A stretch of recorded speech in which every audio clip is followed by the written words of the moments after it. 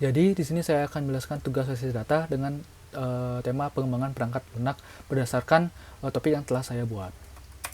Halo, saya Imade Darmawan dengan NIM 200010048. Jadi ada 3 poin yang jadi topik pembahasan dari saya.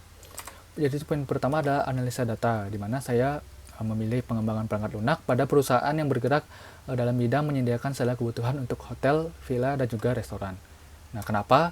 Karena pandemi COVID-19 ini membuat negara Indonesia menutup sementara pariwisatanya. Nah, tetapi berdasarkan berita terbaru bahwa pariwisata, khususnya pariwisata di Bali, akan dibuka pada pertengahan Juli 2021 ini. Nah, maka dari itu perusahaan-perusahaan ini diminta agar bersiap untuk menyediakan segala kebutuhan yang dibutuhkan pada turis nantinya yang akan berujung ke Indonesia.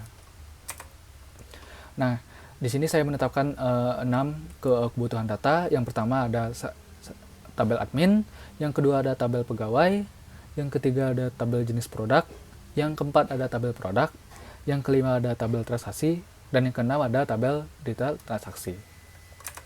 Selanjutnya ada entity relationship diagram, di mana seperti gambar berikut, yaitu tabel pegawai berelasi dengan tabel transaksi dengan kardinalitas one to many.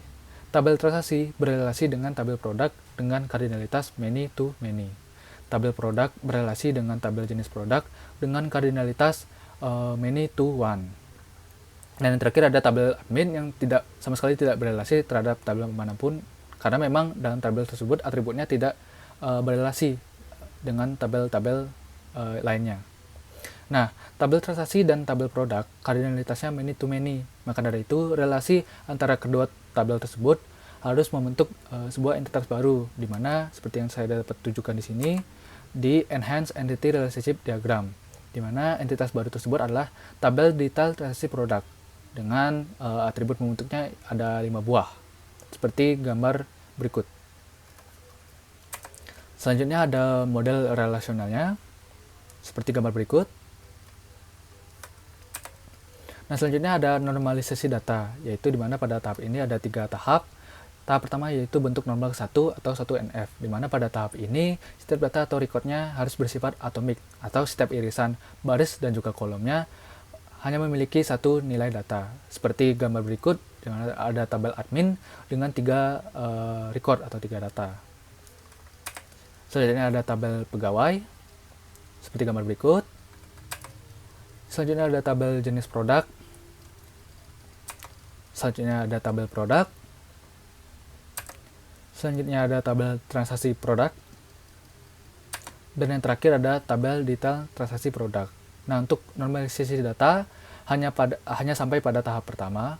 Kenapa tidak lanjut kepada tahap kedua? Karena syarat untuk masuk ke tahap kedua yaitu bahwa dalam satu tabel tersebut terdapat lebih dari satu ketergantungan fungsional. Tetapi untuk pada kasus kali ini, hal tersebut tidak terpenuhi. Jadi, normalisasi data hanya sampai pada tahap pertama saja, atau bentuk nomor ke-1. Selanjutnya merupakan implementasi dalam perangkat lunak basis data, di mana di sini saya menggunakan software yaitu dari Microsoft, yaitu SQL Server. Dengan perintah-perintah yang akan saya gunakan yaitu create database, create table, insert into, dan juga select bintang from.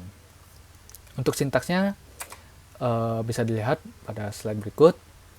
Itu ada create database untuk membuat database baru, dan juga use untuk mengaktifkan database tersebut, di mana nantinya kita akan menambahkan tabel-tabel dan juga record dalam tabel-tabel tersebut. Nah, selanjutnya kita membuat tabel-tabel baru sesuai dengan kebutuhan data yang telah kita tetapkan sebelumnya. Itu ada create tabel admin, tabel pegawai. Nah, selanjutnya ada tabel produk, jenis produk, dan ada tabel produk. Dan yang terakhir ada tabel detail transaksi produk.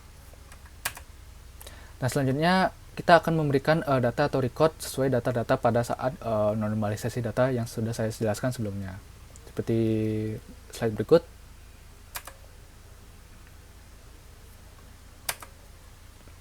Dan terakhir kita akan melihat data-data dari setiap tabel-tabel tersebut.